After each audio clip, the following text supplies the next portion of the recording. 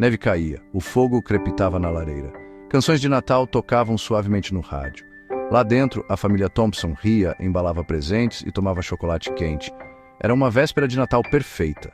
Billy, de 8 anos, pulava de tanta animação. Seus olhos olhavam sem parar para a pilha de presentes sob a árvore cintilante. Este ano era diferente. Este ano tinha uma magia especial. Emma, a irmã mais velha de Billy, revirou os olhos. Aos 16 anos, ela se achava muito velha para tamanha empolgação infantil. Mas um pequeno sorriso entregava sua fachada. No fundo, a magia do Natal ainda a cativava. Uma batida forte ecoou pela casa. O silêncio tomou conta da sala.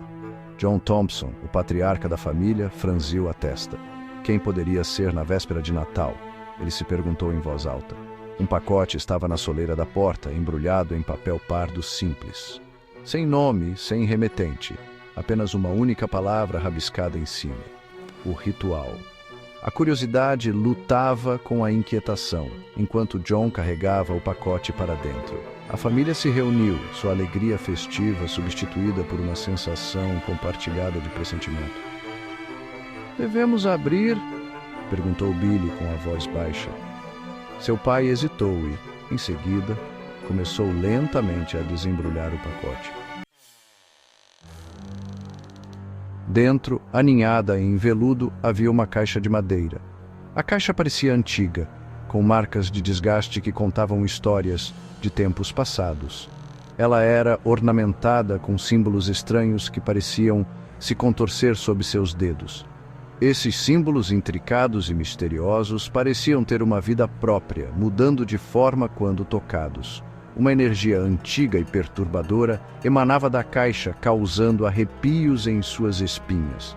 Era como se a caixa estivesse viva, pulsando com uma força invisível e inquietante. "O que é isso, pai?" sussurrou Emma, com os olhos arregalados de apreensão. Sua voz era apenas um sussurro, mas carregava um peso de medo e curiosidade. John balançou a cabeça, incapaz de falar. Ele nunca tinha visto nada parecido antes e a visão dos objetos dentro da caixa o deixou sem palavras. Ele lentamente levantou a tampa da caixa, revelando um conjunto de objetos estranhos dentro: uma vela preta, uma adaga de prata e um pergaminho. Cada item parecia ter um propósito sombrio e específico. As instruções no pergaminho, escritas em uma língua que eles não conseguiam decifrar, pareciam pulsar com uma luz sobrenatural. As palavras brilhavam e mudavam, como se estivessem vivas. Um frio intenso tomou conta da sala, tão palpável quanto a neve que caía lá fora. O ar ficou gelado, e uma sensação de desespero começou a se espalhar, como se a própria sala estivesse reagindo à presença da caixa.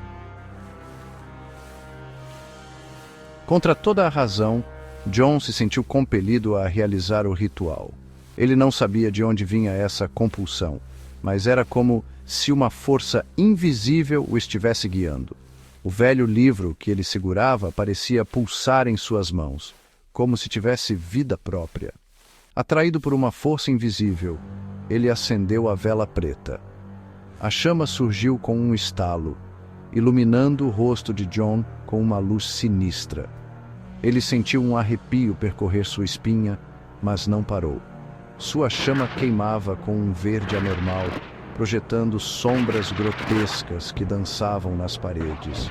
As sombras pareciam ter vida própria, movendo-se de maneira inquietante e formando figuras que John não conseguia identificar.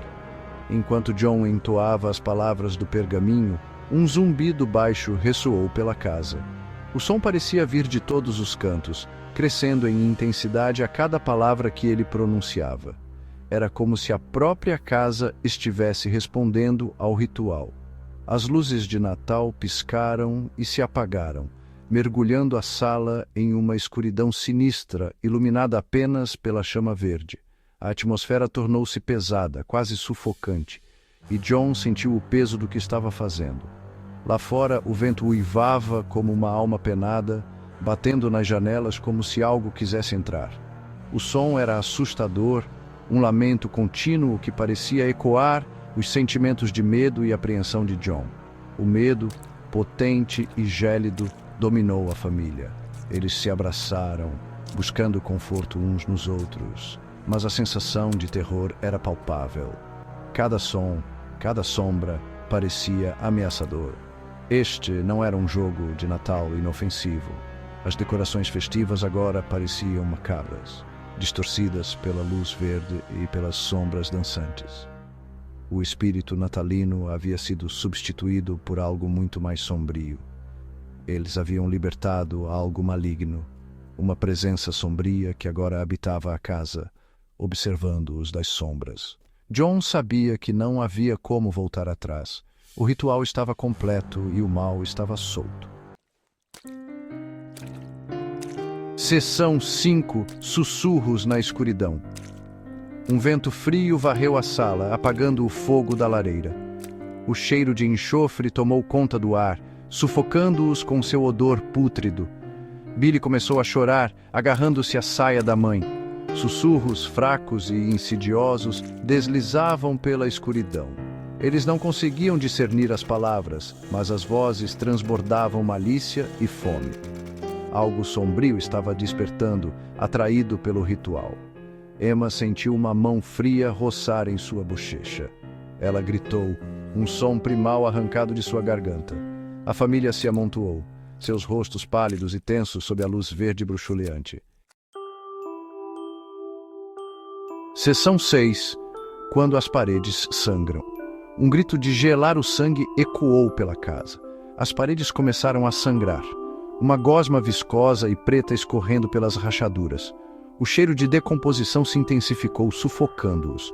O terror lhes deu velocidade. John jogou a caixa na lareira, mas as chamas se recusaram a tocá-la. Os símbolos na caixa pulsavam com uma luz maligna, os sussurros ficando mais altos, mais insistentes. O pânico os dominou.